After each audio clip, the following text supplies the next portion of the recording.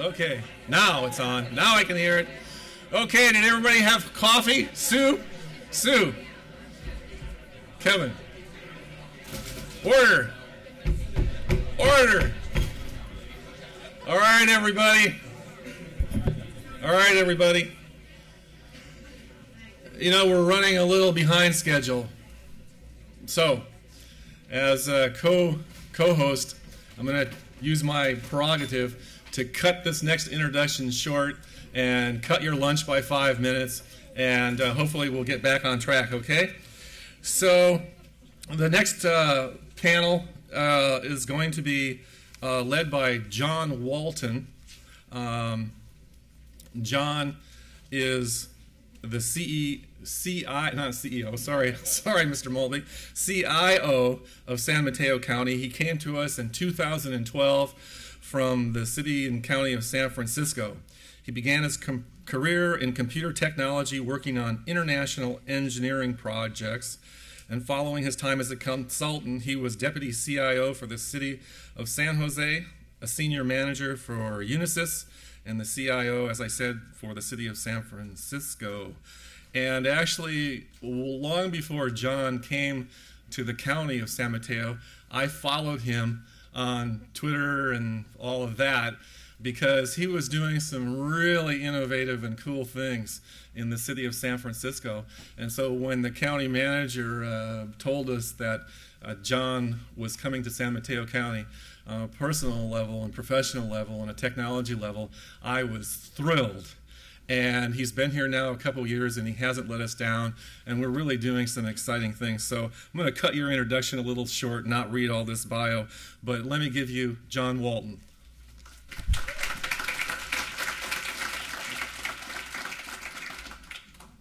Well, thanks everybody for coming today. It's a real pleasure to be back for the second Connect event, Connect14. I hope we do these every year. I was really pleased to be part of the group that was able to plan the event this year and participated last year as well. It's always an honor to be part of the event and invited by Supervisor Slocum and Assembly Member Mullen to this. If I could invite my panel to come up and have them get comfortable and seated. I'm really privileged to have these folks on my panel today. They're real leaders in their areas, and I think they have some really interesting information to share. As an introduction, what I'll say is, and then I'll let them actually introduce themselves because I couldn't do them justice probably in their experience and in their knowledge of what they're doing today. But just as a context, when I was talking to the group about what we wanted to be on the agenda, one of the things that struck me is last year we talked about tools and policies and things like that, and this year there's a lot of that as well about what tools you want to use and how you do it and why it's important. But one of the things that's near and dear to my heart is just connecting people in general. You know, there's a lot of different challenges as we go forward as a government about putting services online and connecting more and communicating more with our communities. But we forget sometimes there's, for us that are connected, we all have unlimited data plans and broadband at home, there's a large segment of our community that don't have those same privileges or opportunities to be connected in the same way that a lot of us are. So how many of you, I'm sure, came in, the first thing you did was like, okay, where's the Wi-Fi hotspot? I'm going to connect to it. And because, you know, I'm on a data plan, I'm trying to tweet this picture and it says, oh, it's a big picture. Do you really want to do it now or do you want to wait till you're on Wi-Fi? Well, of course I want to be on Wi-Fi. You know, this is Facebook. They must have Wi-Fi here. So we're all like looking around for the Wi-Fi. So, okay, there it is. And okay, I'll look in my binder. Here's the password, right? And so the first thing you did, if you're like me and you know your kids are using up all your bandwidth at home on YouTube videos and Netflix, is you're looking for the Wi-Fi hotspot because you know you got to manage your data plan, right? So part of our thing we want to talk about today is how do we connect the community? Certainly there's, you know, we're in the Silicon Valley and a lot of us are connected. And a lot of you are connected. You probably don't worry about these things. But a lot of the community we're trying to connect to don't have those same opportunities that we do, either at home or they have to really manage their cell phone plans or data plans. And so just getting them connected to the things we're talking about is often a real challenge, and we don't want to leave them behind because we think they're real benefits. Now, I have a clicker up here somewhere. I should have paid more attention to where it is. Yeah, okay, so I just want to bring up a picture, and I'll just do this real quick because I really want to spend more time on my panel. So in San Mateo County, like Warren said, one of the things we really wanted to talk about when I joined the county, and Mr. Malpe's been very supportive of this and the board, is how do we connect the community? So one of the challenges we had in the county is really typical government project, very boring. We have to rebuild the whole network. Yes, it's important. Yes, we need to do it. But what does it mean to the community? Not a lot. So we carved out a piece of our focus to say, okay, in addition to rebuilding the network for the county staff and for county services, how do we connect the community better at the same time? So this is just a real quick picture. We kicked off a pilot project last year and starting to connect communities that were not well connected. So we had a little town called Pescadero, those of you that have been out to the coast. Pretty much can't even get cell phone coverage out there. So we said, well, let's look at that community. We came up with some ideas of what we were trying to accomplish: better connectivity for the underserved, educational access, economic enhancements, and access to the services we were putting online. And we were so successful with those pilots that now we have a list of over 18 sites we're going to do this coming year around parks, city facilities. Then we have a list of, and a growing list, I should say, of almost 50 other sites that we want to do. And why is that important? We'll get into that in a minute, but before I talk anymore, if I could start with Mr. Moura and have my panel introduce themselves and maybe take a few minutes just to talk about their background and their interest in this, and then we can get more into the interactive side of the conversation. Okay, thank you, John. Brian Moura. I'm a consultant these days for regional government services. But prior to that, I know many of the folks in the room here. I worked for the city of San Carlos for a number of years. And prior to that, I also worked at the city of Hayward and the city and county of San Francisco, like John, a little earlier, I'm sure, than John was there. And I also spent some time in Contra Costa County. These days, I'm working with a number of agencies. Last year, worked with the city of Walnut Creek on some of their budget and financial challenges. And these days, I'm working in Portola Valley with Nick and Sharon on some technology issues. I also wanted to mention a project that's very relevant to this group. I worked with the Institute for Local Government earlier this year on a project to develop an online engagement guide, and that's available on their website for free. If you go to ca.ilg.org, you can download it. And it was funded by the Irvine Foundation, and it was a project to help cities and counties across the state do more with limited resources using technology for online outreach. But while I was in San Carlos, I also worked on the Wireless Silicon Valley project and was involved in setting up the free Wi-Fi in downtown San Carlos and also at the San Carlos Caltrain station. So certainly a lot of past and present projects that I've done that are very related to this area. So look forward to the discussion. Is this on? Good morning. My name is Anne-Marie Despain, and I'm the Library Director for the San Mateo County Library Joint Powers Authority. That's a mouthful, but essentially the county library was established in 1912, and the JPA, the Library JPA, was formed in 1999. So we serve our 11 member cities and then also the unincorporated areas of the county. We have 12 community libraries, a bookmobile, our what we call our e-branch, our virtual library, and library service is changing, and we're evolving constantly, providing new services, new collections, new programs, but we also still stay true to those traditional values of being a democratic institution of learning and equal access. When we talk about the digital divide plays out every day in our community libraries, and we see it in all of our libraries. We serve, the San Mateo County Library serves both the most affluent residents in this county, and we also serve the least. In some of our communities, about 26% are living below the poverty line. So it's very relevant. I've been in libraries for over 20 years. I've been with San Mateo County for about 15 and director for the last 5. I was a library assistant working in an urban city library when the internet was new and before the World Wide Web came along, and conducted classes at that point. And so the evolution has just been, even in the last 5 years, but over the last couple decades, it's been amazing. I also feel like I need to give a shout out to my yellow lab, Molly. So, since it's a dog, I usually talk about my 4-year-old child who is trying to take over all of the media devices in our house, but I'll give a shout out to the dog today. Hi, I'm Ann Campbell, the San Mateo County Superintendent of Schools, and my role is to, according to the Ed Code, superintend the schools in my county, which is a rather daunting prospect. In San Mateo County, we have 23 school districts, 174 schools, and that 174 schools includes 14 charter schools who operate independently from one another and from the traditional school districts. We have close to 94,000 kids in San Mateo County enrolled in TK to 12th grade, and probably about 4,800 or so teachers who are working in classrooms every day with our kids. On a personal note, I'm a member of a family of 4. I have 2 high schoolers, and my partner is a kindergarten teacher. So I kind of see the K-12 spectrum from both ends. And if you were at my house last night, you would see our 2 high schoolers, one in the den and one in the kitchen area. The one in the kitchen had 3 different devices going simultaneously, chatting with friends, doing some research on a particular project for her social studies class while also taking notes on her laptop.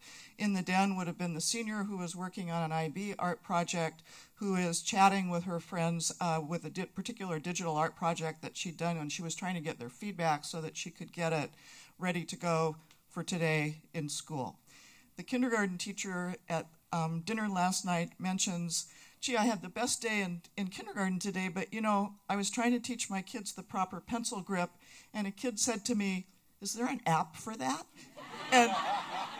And then later on in the morning, we were learning about whales, and I was asking them what the different kinds of whales are, and one child said, well, if you would just go on Google, you can find out. So when you think about those as the clients of our school system, as I think about connectivity, we have lots and lots of issues in schools that I know that we will get into as the panel goes on, but it's great to be here today. I want to say a special thank you to Assemblymember Mullen and Supervisor Slocum for pulling us together for a very, very stimulating and energetic day. So thank you.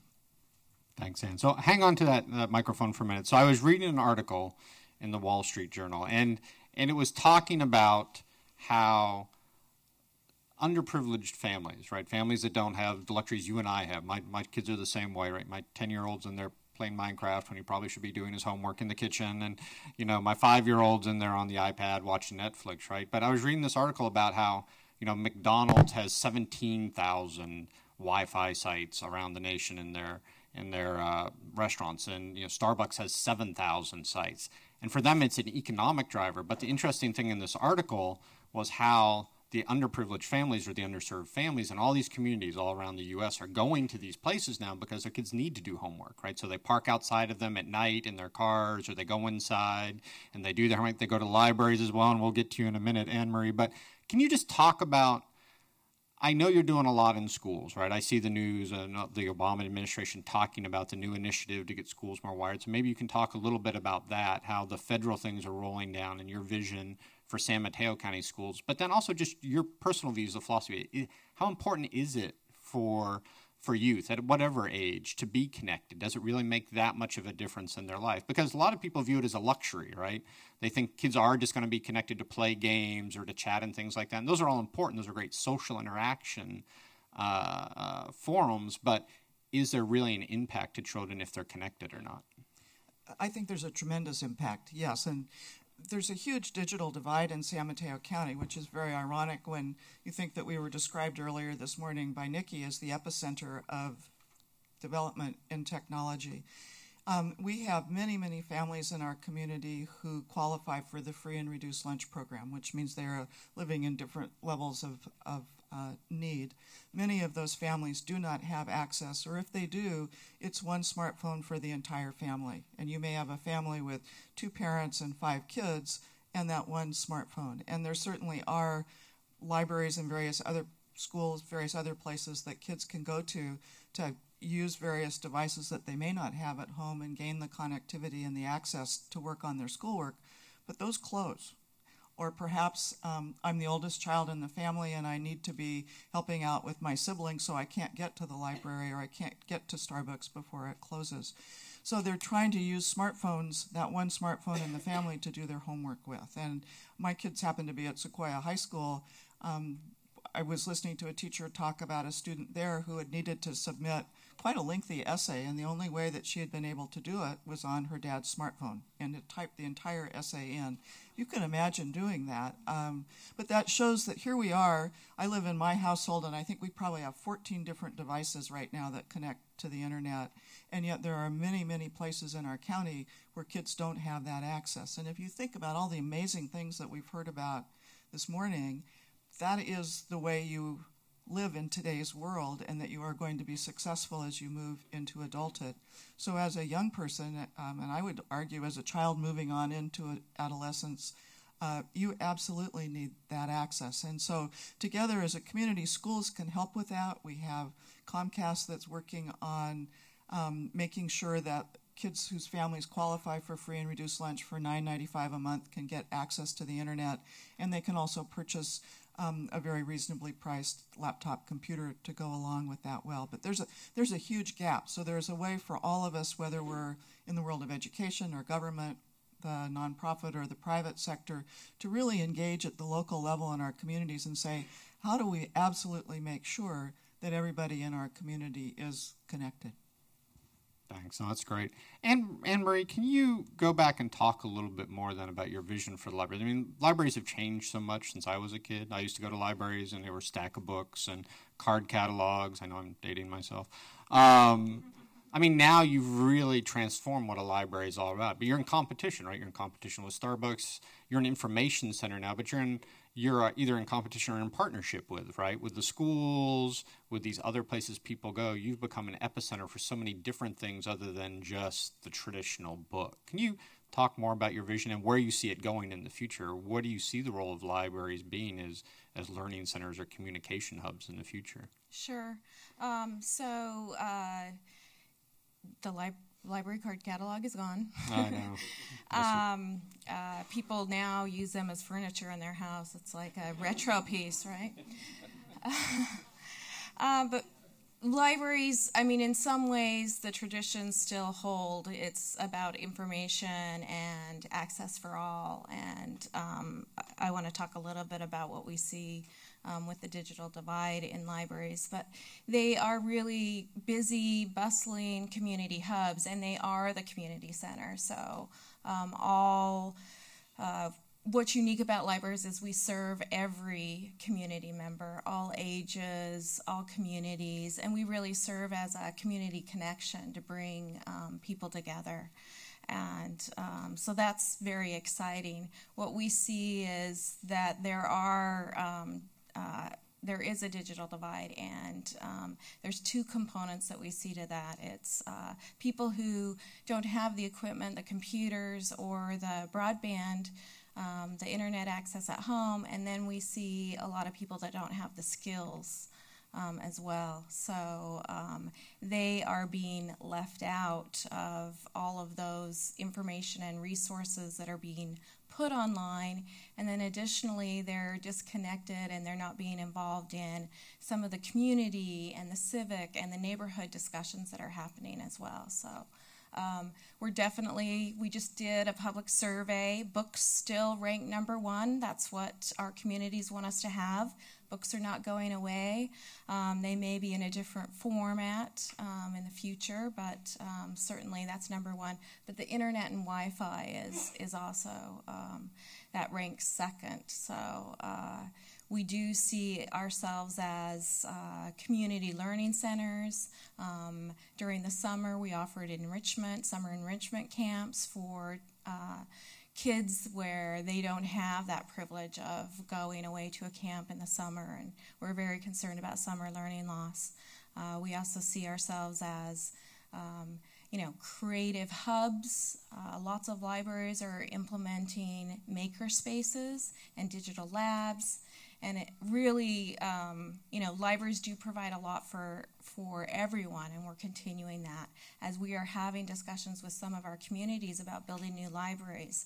They want spaces for kids, multi-purpose rooms so they can do activities and, inspirational and teen spaces and quiet spaces. I mean, libraries are not quiet any longer, so we're actually zoning for quiet because your library is not a quiet spot, and so we actually need to zone for that or create quiet rooms. So the paradigm is completely shifted. One thought that I have or vision is, I listen to a radio show about, we hear in college dorm rooms, the startups are being created, garages, there's an homage to the garages. I really see libraries, the makerspace in a library, that's where the next startups, hopefully for any child in our community, can create and imagine and, lead us to the future. So those are some of my thoughts. Great, thanks. So Brian, back to you then, and then I want to, after we get done talking with Brian, I want to get the audience to participate more, because I really want to see what your ideas on how we try to solve this problem or support these folks in their efforts. But Brian, I've been around government probably about the same time you have. I mean, public Wi-Fi has gone through sort of these ebbs and flows of interest, right? And we've seen the trends, these big announcements, we're going to cover an entire city with Wi-Fi, right? We've seen some of the big cities try that. Most of them didn't succeed. There wasn't the economic model to really do sort of the grand vision for this ubiquitous public Wi-Fi for an entire large geographic area. And so the backlash to that I saw was some people started to perceive it, the public or administration, as, well, it's just a nice to have. It's sort of a cool techie toy or thing to have, but it's an afterthought after the thing. So how, in your mind, when you've seen, and I know you've probably seen a lot of them succeed and a lot of them fail, what's the differentiator? How do organizations add value? If you're a public organization or any type of, or if you're a library or a school or a Starbucks or McDonald's, we're all in this together. We all have different reasons for providing it, right? But the public benefits in all those cases. But how do we demonstrate that benefit so it's not seen as just a nice to have, but as important as, water or roads or anything else? Yeah, it's been interesting over the years watching these things change. When I was working in San Carlos, I was also chairing the countywide telecommunications authority known as SAMCAT. And interestingly, when, as Jon alludes to, the initial interest, or some might say craze about public Wi-Fi came about, cities in this county actually were approached by companies requesting to be allowed to put in free Wi-Fi.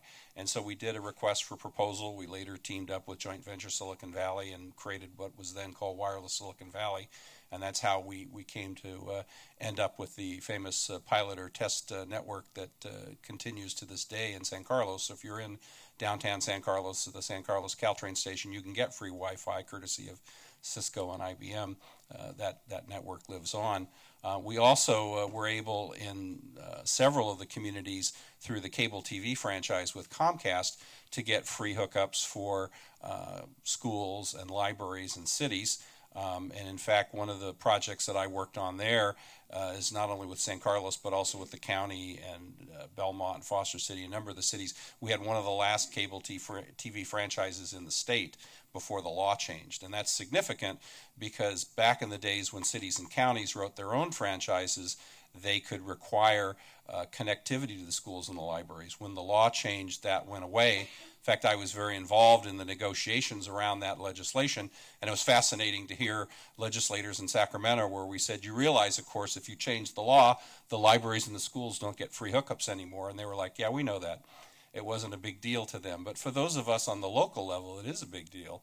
I was relating to the panel last week that as long ago as 1990, which is 20 plus years ago, we had a city school process called 2+2, which I believe exists to this day, where 2 school board members and 2 council members in San Carlos would meet every other month and talk about common issues.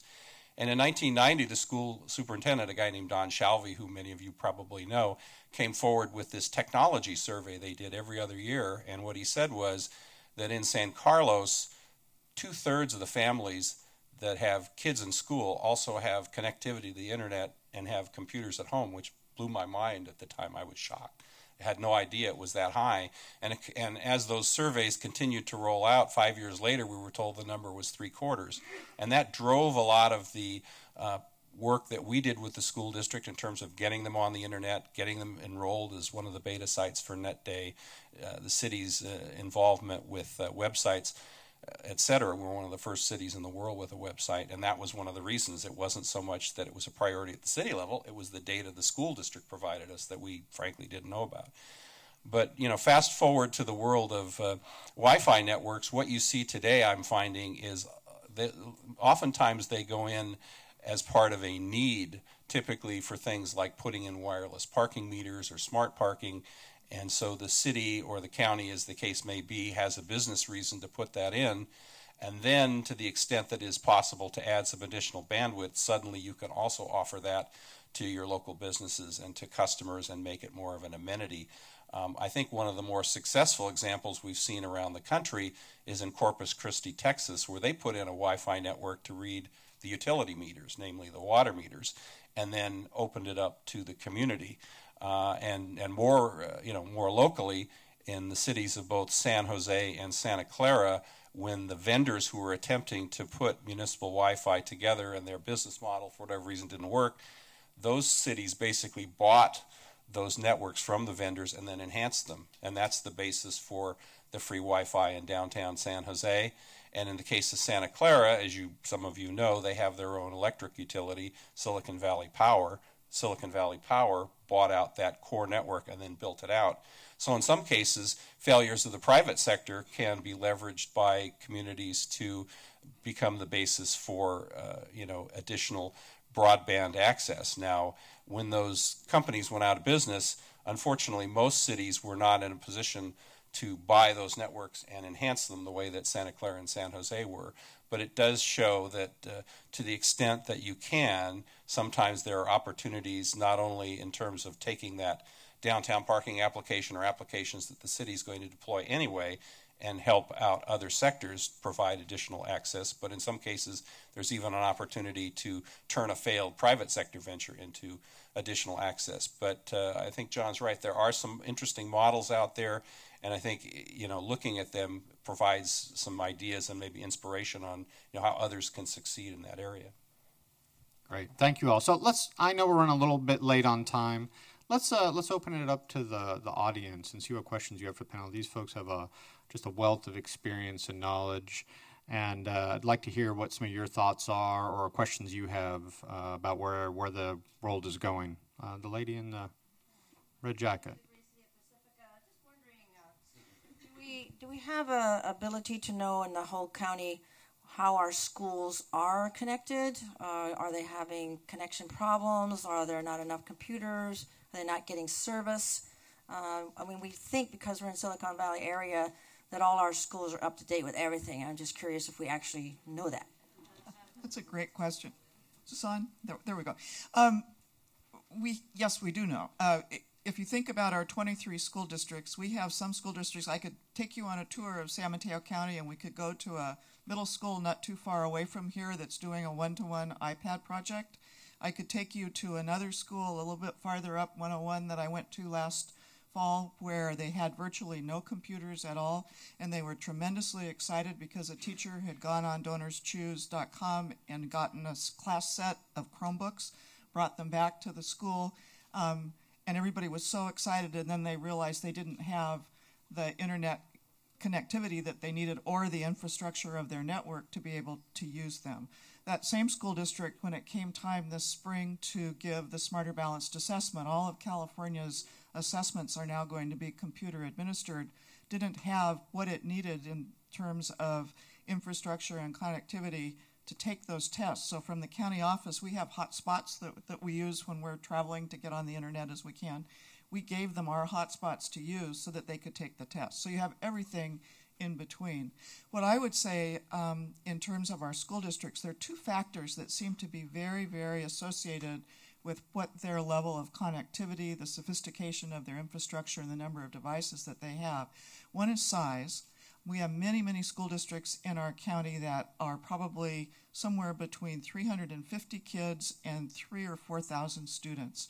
When you have a school district that size, The smallness is nice. It allows a lot of personalization and warmth, but you don't necessarily then have the staffing structure and depth of expertise that you need. If you're in a larger school district at around 10,000, you have that level of management within your district to really be out there and be doing what you need to do for the tech level.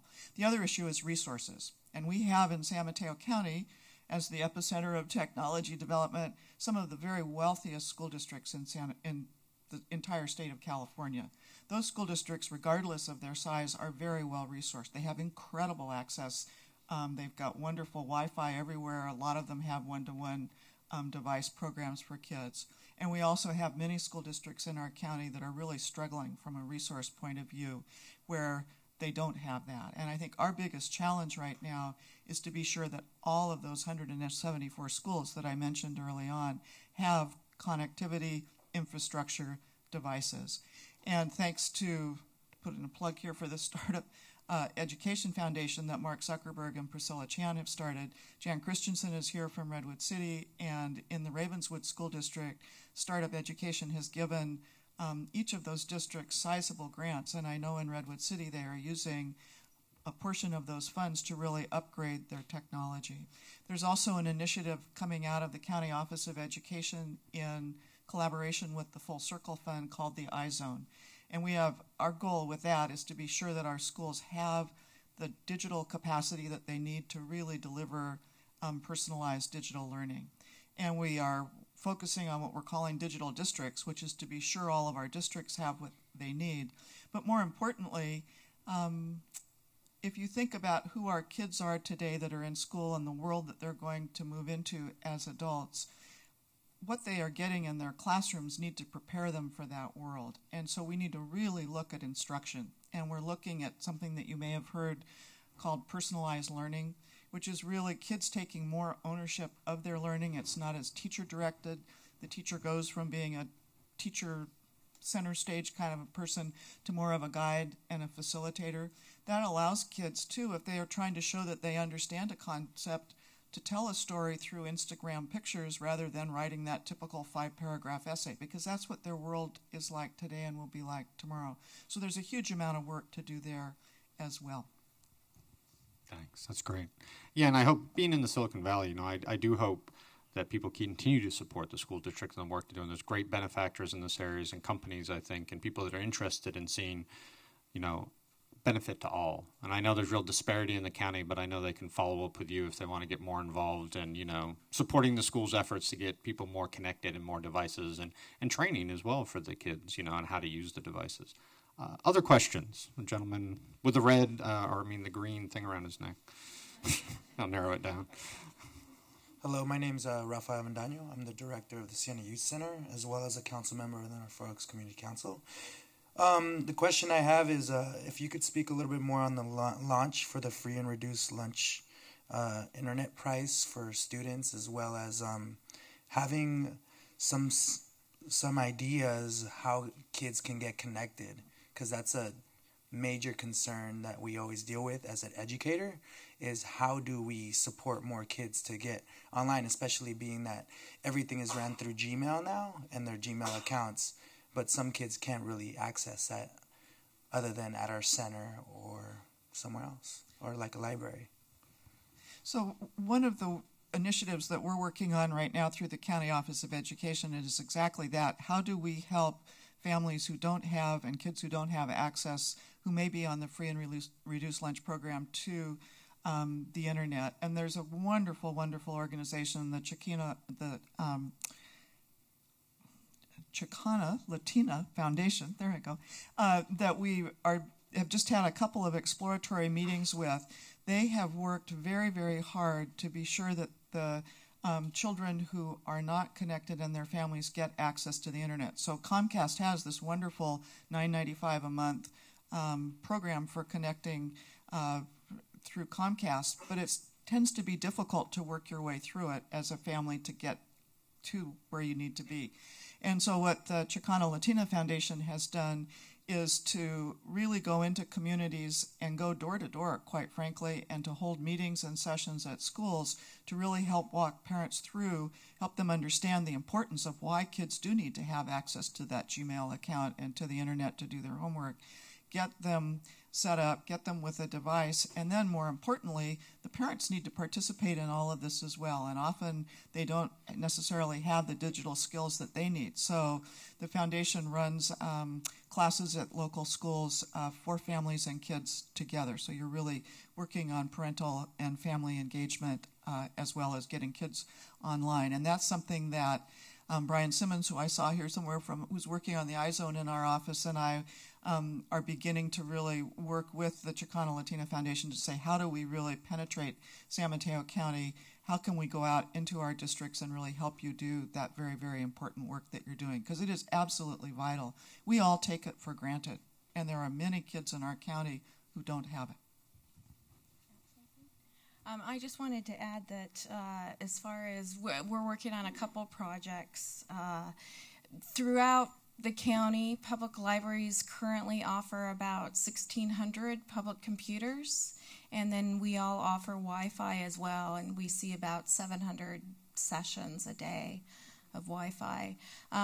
We do have some homework centers that obviously are set up with PCs, but one project that we're excited about that Supervisor Slocum has brought to our attention that we're moving forward on is in early 2015, we're looking at starting a mobile hotspot lending program.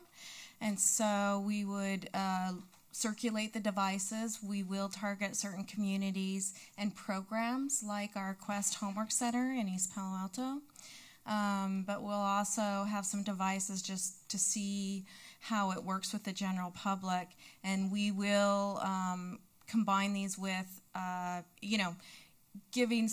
letting someone check out the internet is one thing, but maybe they don't have a computer, so we'll also start lending laptops and other devices with those as well. So we're excited about that, and the Library JPA Governing Board just approved that to move forward.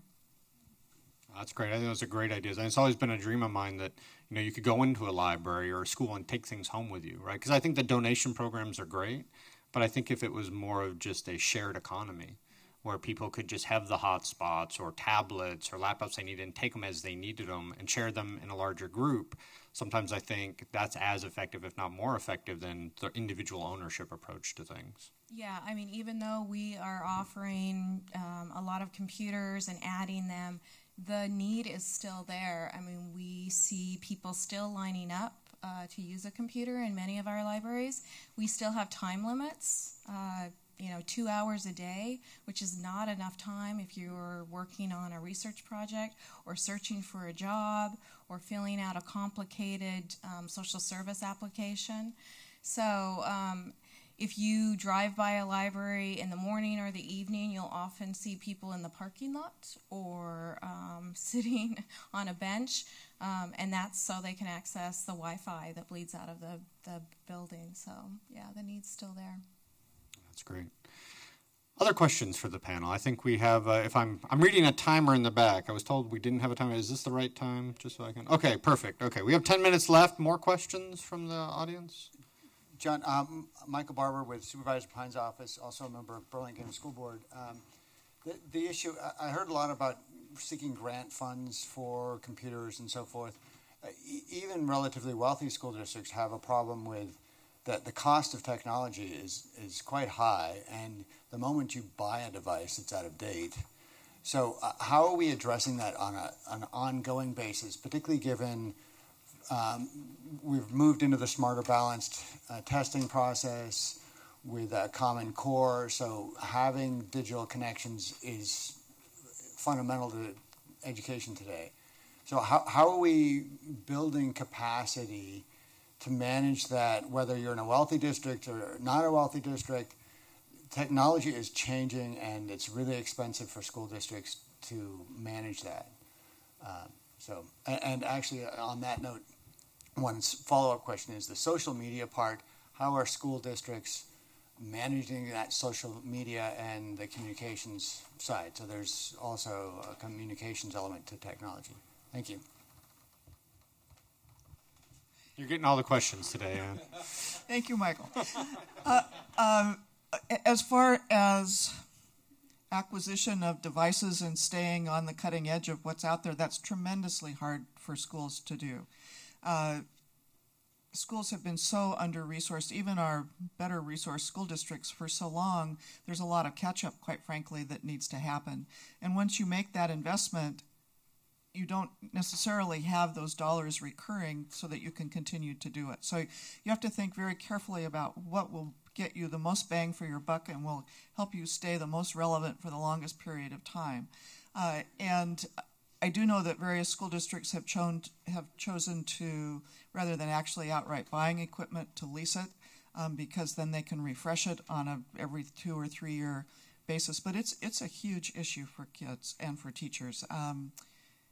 And for those of us who are superintendents and principals and in purchasing roles, it's also a gigantic issue, because you really want to be as adept as you can and as nimble as you can and be able to stay up with what's going on.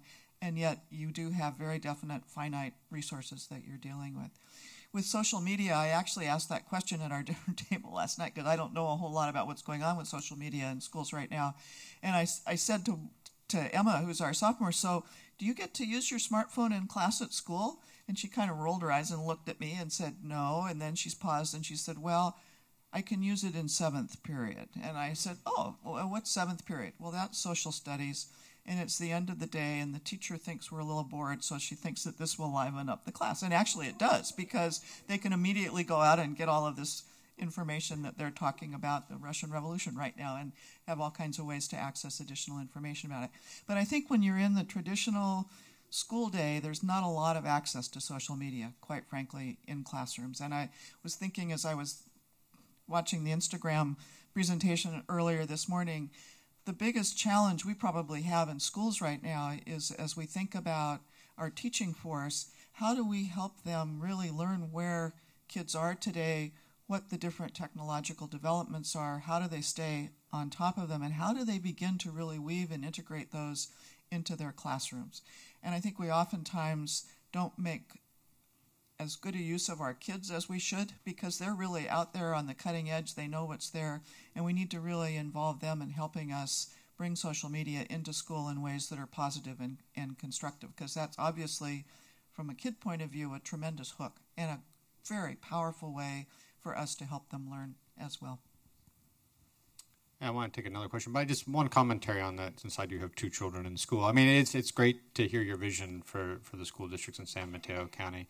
I think one of the challenges I see as a parent is, I think that traditional view that we have in government and libraries and school times, to me, the kids already have a lot of the devices. You talk about the expense of it. The irony I find is, the school my children go to, which isn't in your district, by the way, so it's no commentary on your leadership, even if they took the devices to school, they couldn't be connected because the policies aren't in place, or the practices aren't in place, or the technology's not in place. And even if they took, I'm like you, I probably have, 12 devices laying around the house that are obsolete because my kids want the newest and fastest. Even if they took those in the sharing economy and shared them with their friends or donated to the school, if you don't have that vision that you have, Anne, it only solves a piece of the problem. You really have to have that holistic view of it. So back to the audience. Gentleman in the green lanyard. Hi, my name is Manuelito. I'm a research associate at the John W. Gardner Center at Stanford University. So my question to the panel is, I think the research on the digital divide the critique of it is that it narrowly focuses on the distribution of resources between the haves and the have-nots. And I think there's a lot of conversation that's not being had about addressing the inequities in people's online skills and their ability to retrieve information and do research and fill out complicated forms like the FAFSA, for example.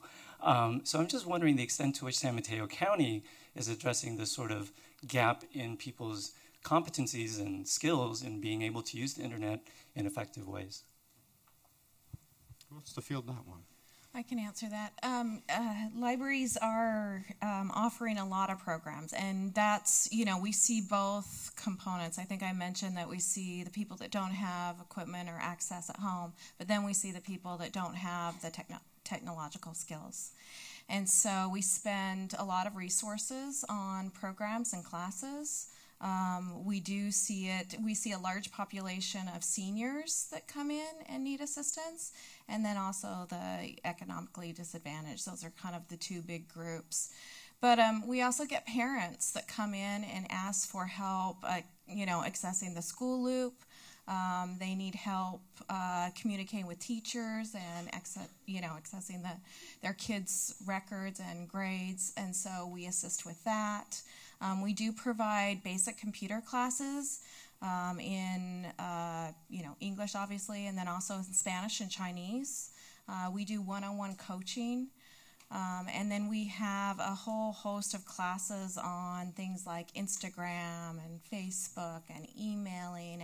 And we do see every day people that come in and they are not proficient on even simple skills like using a mouse or filling out an application, downloading and printing.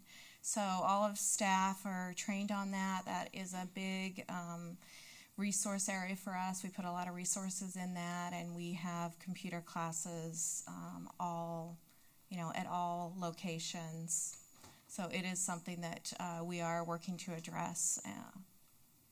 Thanks, Anne-Marie. We're almost out of time. I just had one commentary on the digital divide that I think is interesting, because if any of my staff know me, I'm a bit of a data geek. So I hear numbers quoted to me all the time about, there's 60% accessibility to the internet, 75%. I hear these global numbers, but I was digging into the data because I always find that the devil's in the details behind the data.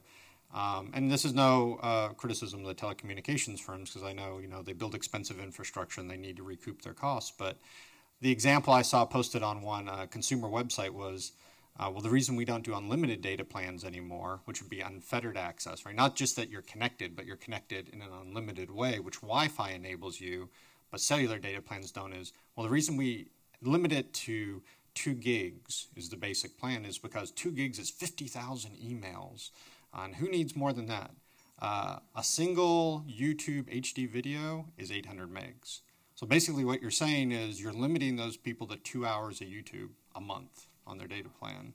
And if you talk to my kids, 2 hours a month of HD video just isn't going to cut it. And so, I appreciate, that we give some accessibility, but when we say there's a digital divide, it's more than just can you connect at a limited bandwidth. But if we're really turning these into learning centers and educational centers, it's got to be unlimited media rich, because it's not just about email anymore and getting 50,000 Gmail messages. It's really about connecting full video, HD, and sound. So we have 1 minute left. Brian, you didn't get to talk much today. Wrap it up for us. What are your closing thoughts you want to share with the group?